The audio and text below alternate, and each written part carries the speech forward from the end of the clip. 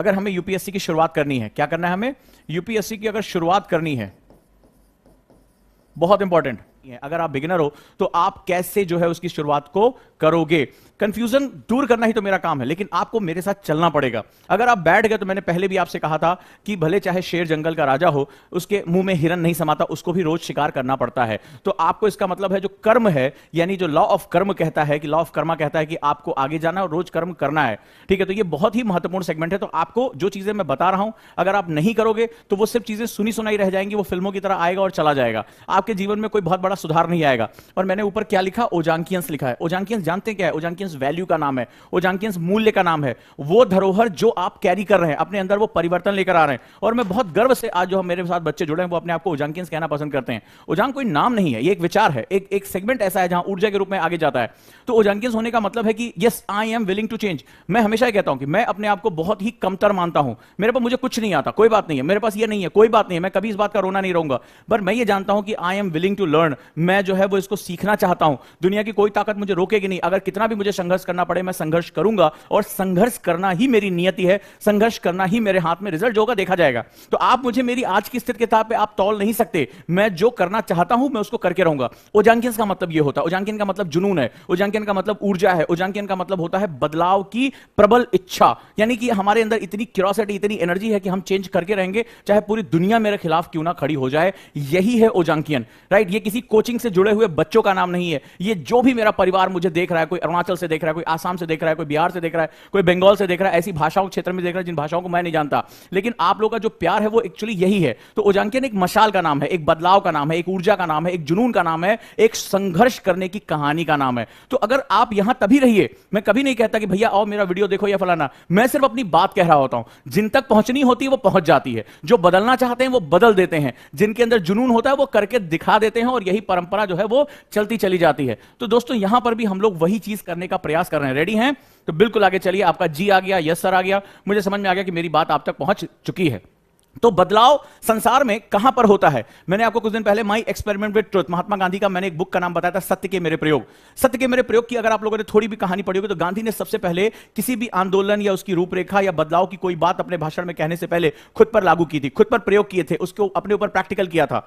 गांधी ने जो ये प्रैक्टिकल किया था, बोला था कि अगर आप संसार में बदलाव चाहते हैं तो खुद के लिए अंदर आने वाले बदलाव के लिए आपको तैयार रहना पड़ेगा, आपको खुद के अंदर बदलाव करने पड़ेंगे। There must be your personal growth, changes होने चाहिए। अगर आपने पढ़ा होगा, क्यों मैंने सबसे पहले उस किताब का नाम बताया, यही कारण है कि आप कल को संसार बदलना चाहते हैं। आप में से कई स्टूडेंट हैं, आपने गरीबी देखी, आप गरीबी खत्म करना चाहते हैं, आईएएस बनने के बाद भ्रष्टाचार खत्म करना चाहते हैं, लोगों को जो हिस्सा है वो दिलाना चाहते हैं, लोग आप चाहते हैं कि आप भी लोगों के हीरो बन के रहें, लोग आपको पूजें, आपको चाहें, लेकिन वो बदलाव सबसे पहले अपने अंदर से लेकर आना पड़ेगा। अगर आप अपने अंदर के बदलाव के लिए तैयार नहीं है तो बाहर का बदलाव वैसे भी आपके बस का नहीं है दोस्तों। तो यहां पर जो है वो सबसे महत्वपूर्ण सेगमेंट, इसीलिए मैंने उस किताब को बहुत सोच समझकर आपके साथ बढ़ाया कि जैसे जैसे हम आगे बढ़ते चले जाएंगे इस बदलाव की प्रक्रिया में आपके अंदर सेगमेंट बदलने चाहिए। ओजांक एक एक्सटर्नल फैक्टर है, ओजांक बाहर खड़ा हुआ है, ओजांक बाहर से आपको अपनी बात कह रहा है, लेकिन उसी समय आपके अंदर भी बदलाव का माहौल तैयार होना चाहिए। मैं ये जानता हूं जब इंटरनल और एक्सटर्नल दोनों मिलेंगे तभी आपकी पर्सनालिटी में एक बहुत बड़ा सुधार या एक बहुत बड़ा चेंज आएगा। तो चलिए हम इस सफर को आगे बढ़ाते हैं और आज हम बिगिनिंग के बारे में बात करते हैं, आज हम शुरुआत के बारे में बात करते हैं कि हम अपनी तैयारी की शुरुआत कैसे करेंगे। और शुरुआत के लिए जो सबसे महत्वपूर्ण होता है, जरा बिल्कुल कॉमन मैन की तरह सोचना शुरू करिए। आज आपको किसी एक अनजान जगह पर जाना है, ठीक है, अनजान जगह पर जाना है या कोई आपको यात्रा करनी है।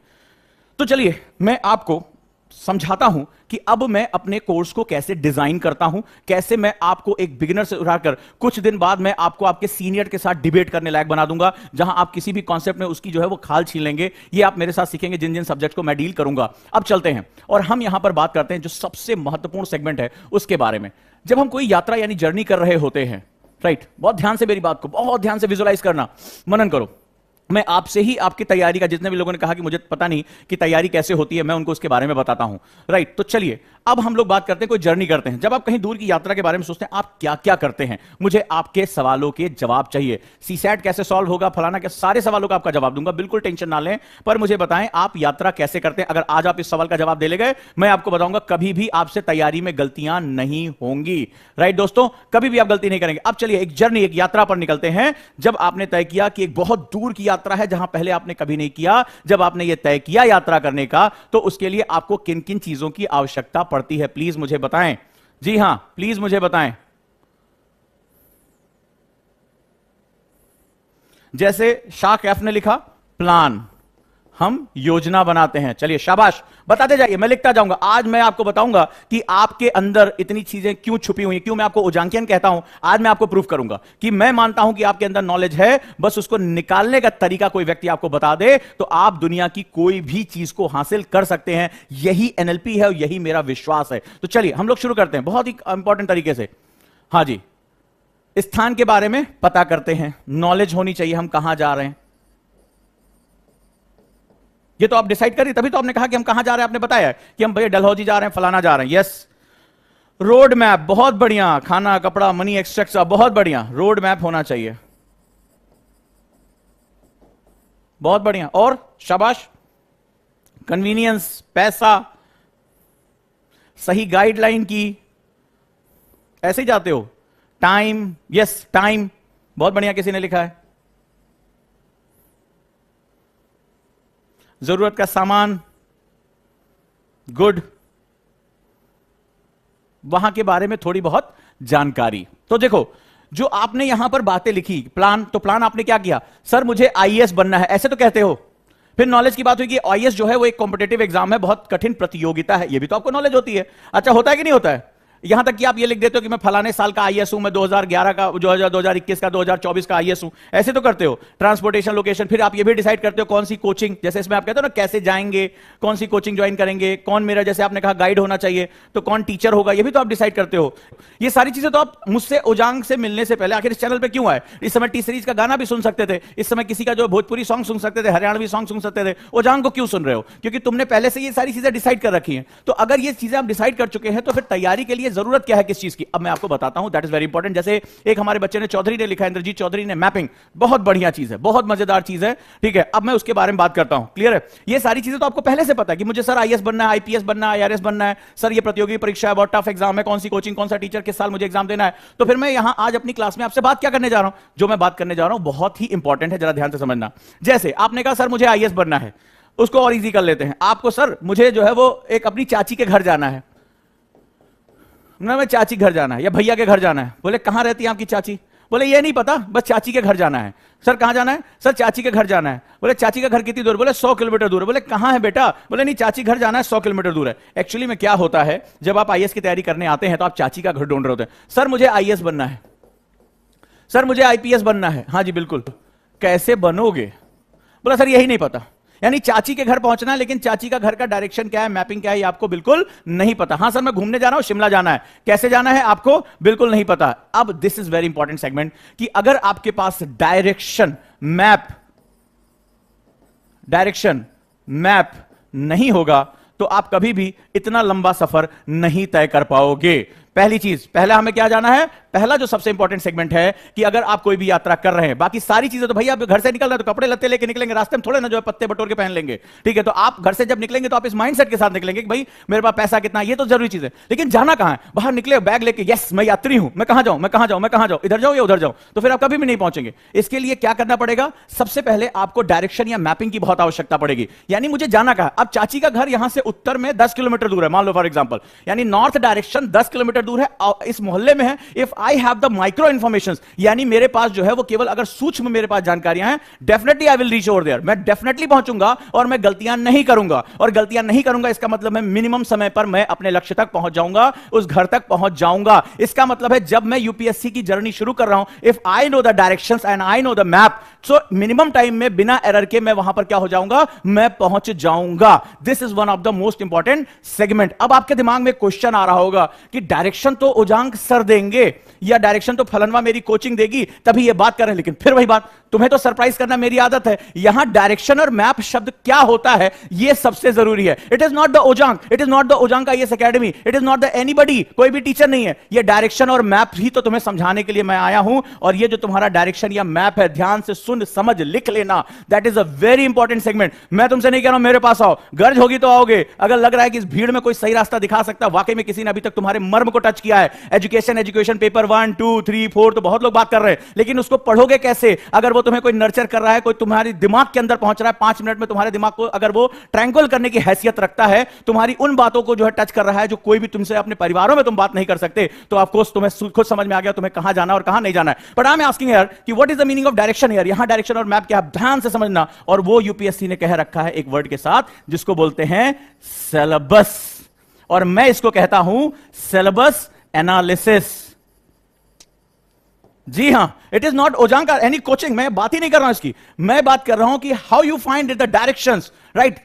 आप कैसे डायरेक्शन की बात करोगे, so that is a very much important, that is a syllabus. और मैं इसमें एक वर्ड जोड़ता हूं, सिलेबस एनालिसिस। दोनों बिल्कुल डिफरेंट सेगमेंट है, बिल्कुल डिफरेंट सेगमेंट है। जहां सिलेबस जो है वो गाइडिंग फोर्स है, वो नोटिफिकेशन में यूपीएससी आपको एब्स्ट्रैक्ट फॉर्म में दे रहा है, शब्दों के पिटारे के साथ साथ दे रहा है, लेकिन वो ये कहता है कि इस सिलेबस के अंदर छुपी हुई बातों को कौन समझ पाता है, कितने लोग इसके साथ मॉडिफाइड हो पाते हैं, ये सबसे जरूरी सेगमेंट है। और वहां पर वो कहता है कि इस जो सिलेबस मैंने दिया है इसको तोड़ मरोड़ के रीअरेंज कौन कर ले जाएगा? जो कर ले जाएगा सबसे पहला उसको पता होगा कि मुझे यूपीएससी में पहुंचाने वाला अगर कोई सेगमेंट है तो मेरा सिलेबस है, और जो स्मार्ट स्टूडेंट होता है वो एनालिसिस करने की पावर अपने साथ लेकर चलता है, राइट? तो इसी को बोलते हैं सिलेबस एनालिसिस, राइट? अब हम लोग जो बात कर रहे हैं, this is the guiding force. अब दूसरी चीज, अभी बात खत्म नहीं हुई है, फिर से वापस यात्रा पे आ जा। आपने बस पकड़ ली, ट्रेन पकड़ लिया, जरा ध्यान से फिर से समझना, फिर से वापस तुम्हें लेकर आता हूं। क्या होता है जब यात्रा लंबी होती है, ठीक है, शाम ढल रही यात्रा, कब पहुंचेंगे ऐसे कहते हो ना, कब पहुंचेंगे, तो क्या होता है दरवाजे पे जाकर ट्रेन के उसमें, अरे कौन सा स्टेशन आया? आप जानते हैं साहब, अगर मान लीजिए आपको कहीं जाना है, कितने स्टेशन दूर है मेरा वाला कितना स्टेशन दूर है, या आपने देखा होगा जब सड़क यात्रा कर रहे होंगे, रोड से आप ट्रैवल कर रहे होंगे, माइलस्टोन्स पढ़ते हैं कि मान लीजिए आपकी कोई जगह शिमला, तो शिमला जो है अभी 50 किलोमीटर दूर, फिर 49, फिर 48, फिर 47, आप क्या करते हो? माइलस्टोन देखते हो। जब आप बहुत लंबी यात्रा में होते हो, आपने नोटिस किया, आप मुझे हाँ या ना करके बताना, आपको बड़ी अजीब सी उलझन होने लगती है, बहुत लंबी यात्रा कब आएगा कब आएगा, थकान हो रही है। यूपीएससी में जब आप कोई जर्नी आप यहां कर रहे हैं तो आपको बड़ी थकान से होती है, तो उसमें क्या होता है, किसी ने बोला अरे भैया बस 3 स्टेशन आ गए, अच्छा, तो आप आते नीचे अंदर बताते, जैसे मम्मी या कोई घर के परिवार के लोग पूछ के आओ ना कितना स्टेशन कब आएगा यार, कितना लेट हो गया है, ठीक है, अब सब लोग स्टेशन पे इंतजार कर रहे होंगे, तो जब वहां जाते हैं, आप जाके वो चौधरी बन के, भैया ये हमारा वाला स्टेशन कितनी दूर आएगा, तो वहां पे बोलते बस 2 स्टेशन आ गए, तो आप जाते हैं 2 स्टेशन, तो घर वाले बड़ा रिलैक्स हो जाते हैं। सामान वामान देखो क्या होता है कि वो जो बैग होता है वो सीट के नीचे से निकलना शुरू हो जाता है, मम्मी कहती है रख कॉमिक्स रख, बैट रख, सब रख, छूट जाएगा ट्रेन के अंदर, तो सब क्या होता है वो जल्दी जल्दी बस 2 स्टेशन बचा है, 2 स्टेशन बचा है, तो फिर क्या होता है वो भरना शुरू कर देते हैं सारे के सारे, ठीक है, आप लोग भी तैयार हो जाते हैं, हाँ तैयार हो जाओ, बोतल देखो उधर रह गया, वो देखो तुम्हारा खिलौना उधर रह गया, ऊपर वाली बर्थ पे चेक कर लो कोई छूटा तो नहीं है,